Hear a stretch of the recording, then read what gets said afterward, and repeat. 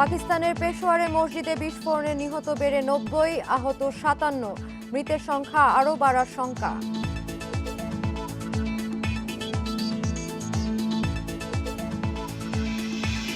বাংলাদেশের জন্য আইএমএফ-এর $৪৭০ কোটি ঋণ অনুমোদন, প্রথম কিস্তি ফেব্রুয়ারিতে।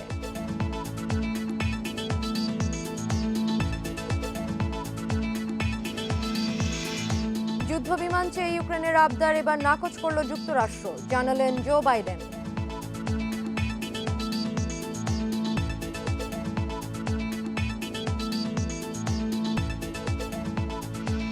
আমন্ত্রণ আন্তর্জাতিক খবর নিয়ে আমাদের নিয়মিত আয়োজন পূর্ব পশ্চিমে আপনাদের সাথে আছে আমি সাদিয়া আফরিন।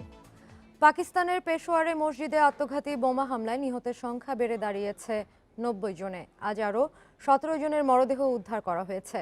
অনেকেই ধ্বংসস্তূপের নিচে চাপা পড়ায় হতাহত বাড়ার আশঙ্কা কর্তৃপক্ষের। এ ঘটনায় গুরুতর ৭ জন সহ আহত ৫৭। এই হামলাকে ধর্মীয় স্বাধীনতার ওপর আঘাত বলে মন্তব্য করেছে জাতিসংঘ। ধ্বংসস্তূপের নিচ থেকে একের পর এক বের করে আনা হচ্ছে মরদেহ। কয়েক ঘন্টা আগেও পাকিস্তানের পেশোয়ারে পুলিশ লাইন্সে মসজিদটিতে ছিল প্রাণচাঞ্চল্য। আত্মঘাতী বোমা বিস্ফোরণে ধ্বংসস্তূপে পরিণত হয় একাংশ, নিচে চাপা পড়েন অনেকেই। সোমবার জোহরের নামাজের সময় চালানো হয় এই হামলা। সে সময় ভেতরে অন্তত ১৫০ থেকে ২০০ মানুষ ছিলেন বলছেন প্রত্যক্ষদর্শীরা। যদিও কড়া নিরাপত্তার আওতায় থাকা এলাকাটিকে শহরের সবচেয়ে নিরাপদ একটি স্থান বলে মনে করা হয়। পুলিশের আঞ্চলিক সদর দপ্তর সেখানেই, গোয়েন্দা বিভাগ এবং প্রাদেশিক সরকারের সচিবালয়ের অবস্থানও কাছেই। পেশোয়ার পুলিশ বলছে বিস্ফোরণের সময় ওই এলাকায় ৩ থেকে ৪০০ পুলিশ সদস্য ছিলেন। তাদের লক্ষ্য করেই হামলা ধারণা কর্তৃপক্ষের। ধ্বংসস্তূপের নিচে চাপা পড়া ব্যক্তিদের মধ্যে জীবিত কেউ আছেন কিনা সে বিষয়টিকে গুরুত্ব দিয়েই চলছে উদ্ধার কাজ। আহত অনেকেই হাসপাতালে চিকিৎসাধীন। সেখানে পরিদর্শনে গিয়ে পাকিস্তানের প্রধানমন্ত্রী শাহবাজ শরীফ এ হামলার নিন্দা জানিয়ে বলেছেন, হামলাকারীদের সাথে ইসলামের কোনো সম্পর্ক নেই।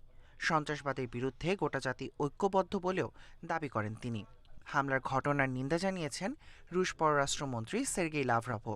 একে ধর্মীয় স্বাধীনতার ওপর হামলা বলে অভিহিত করেছে জাতিসংঘ।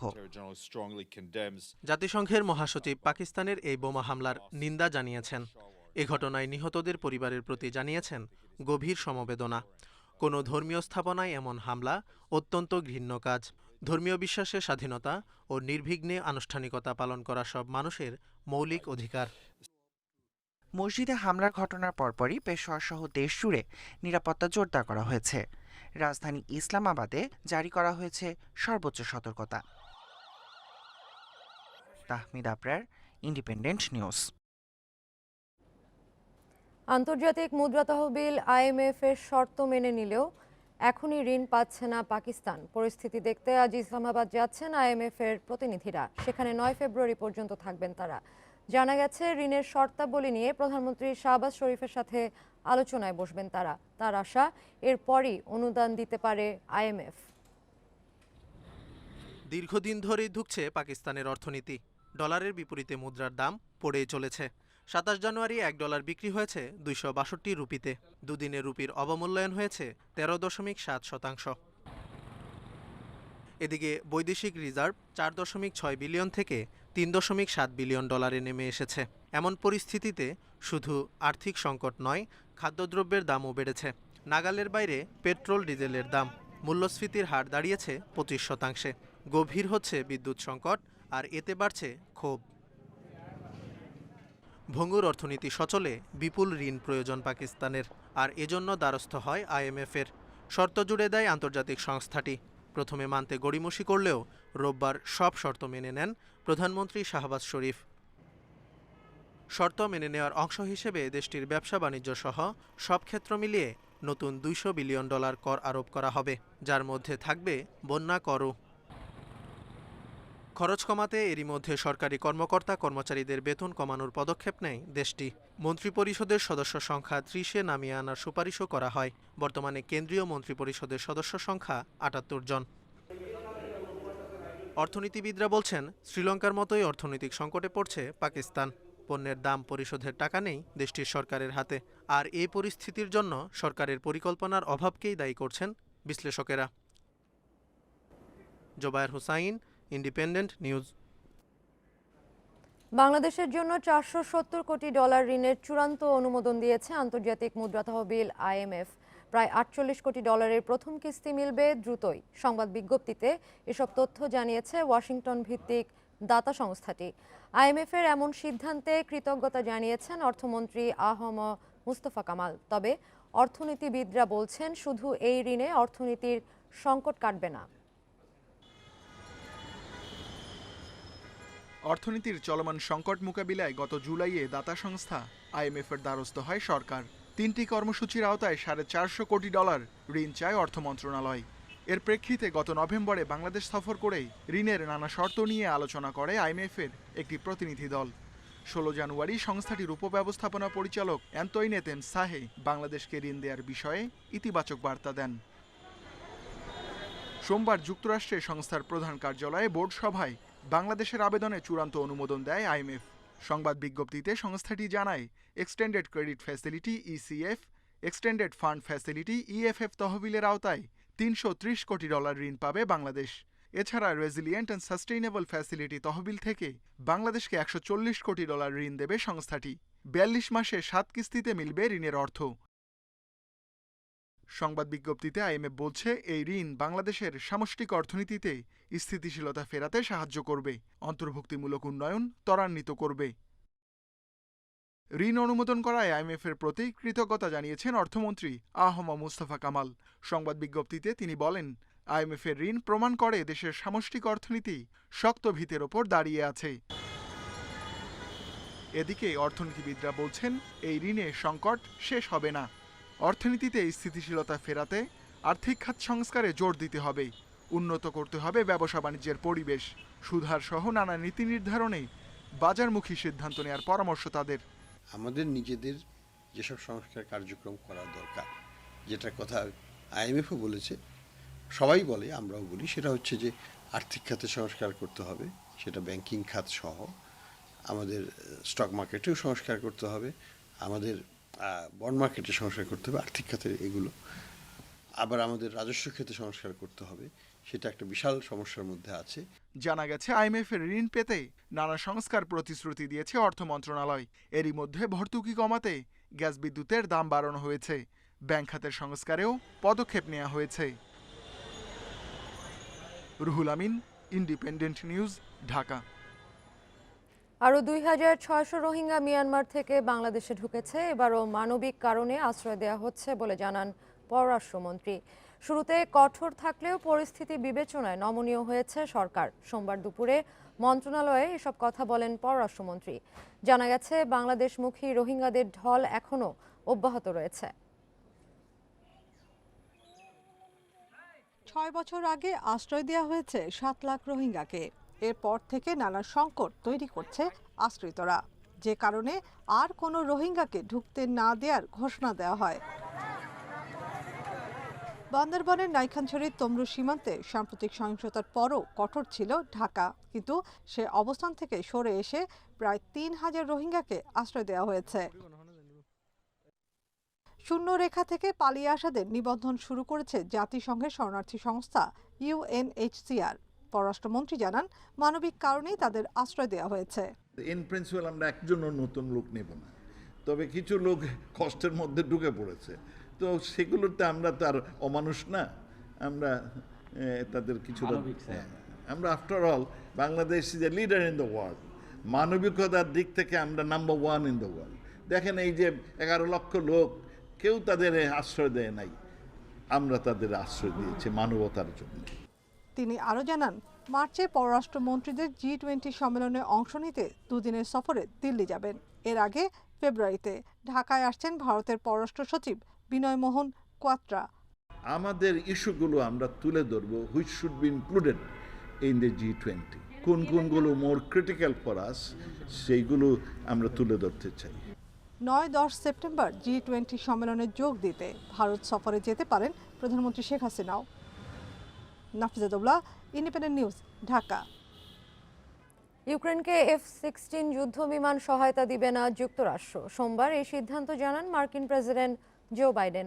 এর আগে ইউক্রেনের দাবি নাকচ করে জার্মানি।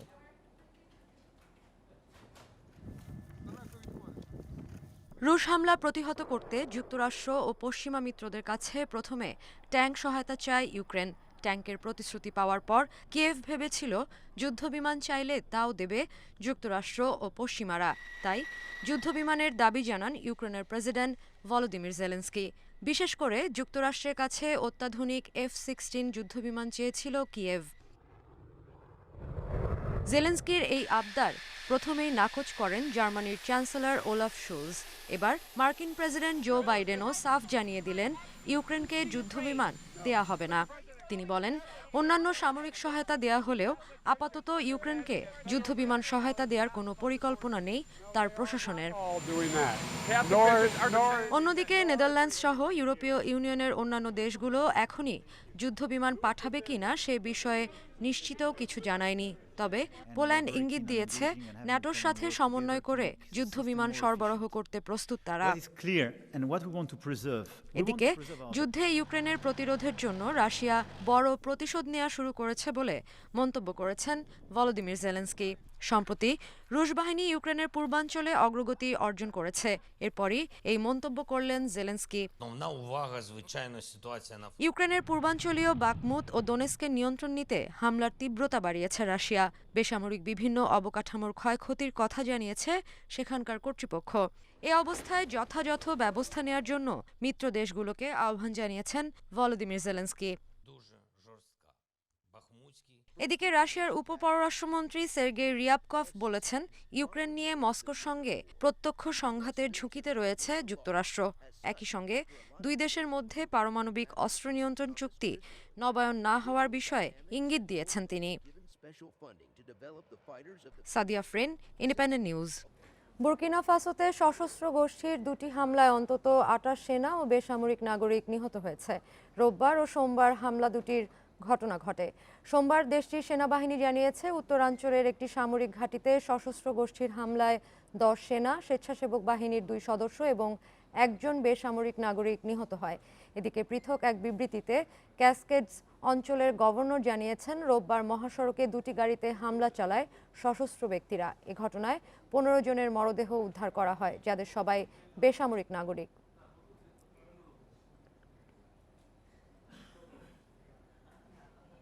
বন্দুক সহিংসতা নিয়ে আতঙ্কে যুক্তরাষ্ট্রের প্রবাসী বাংলাদেশিরা। এবছরের জানুয়ারিতেই 48টি গুলির ঘটনায় প্রাণ গেছে 84 মার্কিন নাগরিকের। এর মধ্যে শুধু ক্যালিফোর্নিয়াতেই 5টি বন্দুক সহিংসতার ঘটনায় নিহত হয়েছে 29 জন। প্রশান্ত মহাসাগর আর পাহাড় দিয়ে ঘেরা যুক্তরাষ্ট্রের ক্যালিফোর্নিয়া অঙ্গরাজ্য। বসবাসযোগ্য পরিবেশ এবং কর্মসংস্থানের সুযোগ থাকায় বাংলাদেশি প্রবাসীদের অন্যতম পছন্দের জায়গা এটি। এখানে বসবাস অর্ধলাখ বাংলাদেশির। এখানে থাকা বাংলাদেশিদের আতঙ্ক এখন বন্দুক সহিংসতা। চলতি মাসে শুধু ক্যালিফোর্নিয়াতেই 5টি বন্দুক সহিংসতার ঘটনায় নিহত হয়েছে 29 জন, আর পুরো যুক্তরাষ্ট্রে 50টি ঘটনায় প্রাণ গেছে 85 জনের। ক্যালিফোর্নিয়ায় বাংলাদেশিরা কেউ ব্যবসা, কেউ জড়িত চাকরির সঙ্গে। এত গুলির ঘটনায় আতঙ্ক বাড়ছে তাদের মধ্যে। আমরা জানি না কখন এটা হবে, আমরা তো বুঝতে পারি না এটা, তাই এটা নিয়ে সবসময় আমরা আতঙ্কিত থাকি। এটা হচ্ছে আমাদের ক্যালিফোর্নিয়া এবং আমেরিকার জন্য একটা সত্যিকার অর্থে একটা ডিজিজ। এটা থেকে কবে যে আমরা উদ্ধার হব আমরা জানি না। বছরে যুক্তরাষ্ট্রে বন্দুক সহিংসতায় নিহত হয় অসংখ্য মানুষ। পরিসংখ্যান বলছে 2022 সালে 647টি ঘটনায় নিহত হয়েছে 44,000 মানুষ। 2021-এ 692টি ঘটনায় প্রাণ যায় 45,010 জনের। গত কয়েক বছরের মধ্যে সবচেয়ে বেশি গুলির ঘটনা ঘটে 2020 সালে। নিহত হয় 45,222 জন। Not only California, all over the US, gun violence is increasing. So অবশ্যই যেহেতু আমরা এখানে ফ্যামিলির সাথে থাকি, ব্যবসা বাণিজ্য আছে এবং ছেলেমেয়েরা স্কুলে যায়, অবশ্যই আমরা আতঙ্কে থাকি। এক জায়গায় সেখানে এশিয়ান কমিউনিটি অত্যন্ত জনবহুল এবং সেখানে বাংলাদেশিরা অনেকে থাকেন। সেখানে যে 10 জন প্রাণ হারালেন এই গান ভায়োলেন্সে, এটা আমাদের সমস্ত কমিউনিটিকে বেশ আতঙ্কিত করে রেখেছে। বন্দুক সহিংসতা বন্ধে যুক্তরাষ্ট্র সরকারের পক্ষ থেকে দ্রুত এবং কার্যকর উদ্যোগের অভাবে শুধু বাংলাদেশই নয়, আতঙ্ক বাড়ছে মার্কিনীদেরও। আদিলুর রহমান, ইন্ডিপেন্ডেন্ট নিউজ, যুক্তরাষ্ট্র। নেদারল্যান্ডসের ওমেরেনে চলছে গুপ্তধনের সন্ধান। দ্বিতীয় বিশ্বযুদ্ধের সময় গ্রামটিতে অলংকার লুকিয়ে রাখে নাৎসি বাহিনী। সম্প্রতি দেশটির ন্যাশনাল আর্কাইভ প্রকাশ করে অসংখ্য ঐতিহাসিক নথি, যার মধ্যে পাওয়া গেছে ওমেরেনের হাতে আঁকা এক মানচিত্র। নেদারল্যান্ডসে হঠাৎ করে আলোচনায় ওমেরেন গ্রামটি, যে গ্রামটিতে বাস মাত্র 715 জনের। একটি মানচিত্র প্রকাশ হওয়ার পরই শুরু হয় ওমেরেন নিয়ে আগ্রহ। হাতে আঁকা মানচিত্রটিতে দেখা যায় ওমেরেনের একটি জায়গায় অলংকার লুকিয়ে রাখে নাৎসি বাহিনী। এই মানচিত্র ধরেই শুরু হয় গুপ্তধনের সন্ধান। এটা খুবই রোমাঞ্চকর খবর। শুধু আমরাই না, অন্য গ্রামের মানুষও আসছে অলংকার খুঁজতে, ব্যবহার করছে মেটাল ডিটেক্টর। চলতি মাসে ডাচ ন্যাশনাল আর্কাইভ হাজারো ঐতিহাসিক নথি প্রকাশ করে। এর মধ্যেই পাওয়া যায় ওমেরানের গুপ্তধন সংক্রান্ত মানচিত্রটি। এই মানচিত্র দ্বিতীয় বিশ্বযুদ্ধের সময় জার্মান সৈন্যের আঁকা। তার উপস্থিতিতেই অলংকারগুলোকে মাটির নিচে লুকানো হয়। 1944 সালে আনাম দখল করে নাৎসি বাহিনী। যুদ্ধে বোমা বর্ষণ করা হয় ব্যাংকের ওপর। ব্যাংকের ভল্টে রাখা অলংকার ছড়িয়ে ছিটিয়ে পড়ে রাস্তায়। সেগুলো কুড়িয়ে নিয়ে ওমেরানে মাটি চাপা দেয়া হয়। 1947 সালে মানচিত্র অনুসরণ করে শুরু হয়েছিল গুপ্তধনের সন্ধান। তবে বরফ শক্ত হয়ে জমে থাকায় লাভ হয়নি। পরে আবার চেষ্টা করা হলেও মেলেনি কিছু। এদিকে বাসিন্দাদের অনেকেই মনে করেন ওমেরানে কোনো অলংকার লুকানো নেই, অথবা কেউ আগেই তা নিয়ে গেছে। অলংকার খুঁজতে গিয়ে অনেকেই আবার প্রবেশ করছেন ব্যক্তিগত সম্পত্তিতে। Mushrifa Nuzhat, independent news. বিশ্বকাপ জয়ের প্রায় 1.5 মাস পর প্রথম কোনো সাক্ষাৎকার দিলেন লিওনেল মেসি। আর্জেন্টিনার রেডিও উরবানা প্লেতে সবকিছুর জন্য কৃতজ্ঞতা প্রকাশ করলেন সৃষ্টিকর্তার প্রতি। মারাদোনার হাত থেকে ট্রফি না নিতে পারার আক্ষেপও জানিয়েছেন বিশ্বকাপ জয়ী অধিনায়ক। ক্যারিয়ারে অর্জনের কোনো কমতি ছিল না। বার্সেলোনার হয়ে জিতেছেন সব পুরস্কার। দেশের জার্সিতেও 2021-এ কোপা আমেরিকা জিতে মিটিয়েছেন শিরোপা খরা। তবে টানা 4 বিশ্বকাপ খেললেও সোনালি ট্রফি ধরা দেয়নি। অবশেষে নিজের পিএসজি ফরওয়ার্ড। জানতাম সৃষ্টিকর্তা আমাকে একটি বিশ্বকাপ উপহার দেবেন, সেই অপেক্ষায় ছিলাম। 2014-তে ব্রাজিলে হতাশ হয়েছিলাম, তবে কোপা আমেরিকা জয়ের পর ভালো লাগছিল। এরপর বিশ্বকাপ জিতেছি, তাকে ধন্যবাদ জানাই, আর কিছু চাই না। কাতারে যাত্রাটা মোটেও সহজ ছিল না। ফেভারিট তকমা নিয়ে প্রথম ম্যাচেই সৌদি আরবের কাছে হেরে ছিটকে যাওয়ার শঙ্কা তৈরি হয়। এরপর ঘুরে দাঁড়ায় আল বিসেলেস্তারা। তবে নেদারল্যান্ডস ম্যাচের পরের চিত্র নিয়ে অনুশোচনা প্রকাশ করেছেন মেসি। সেই মুহূর্তে প্রচন্ড চাপ আর টেনশনে ছিলাম। মেজাজ হারিয়েছে, সবকিছুই খুব দ্রুত ঘটে গেছে। এর কোনোটাই পরিকল্পিত নয়, যা হয়েছে তা কেবল প্রতিক্রিয়া ছিল।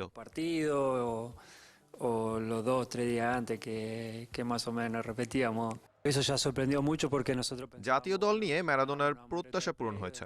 তিনি সবসময় চাইতেন আর্জেন্টিনা বিশ্ব চ্যাম্পিয়ন হোক। তার হাত থেকে বিশ্বকাপ ট্রফি পেলে খুশি হতাম। দারুণ একটা ছবি হতো। এই ছিল আজকের পূর্ব পশ্চিমে। সবসময় সবশেষ খবর জানতে চোখ রাখুন ফেসবুক, ইউটিউব ও টুইটারে।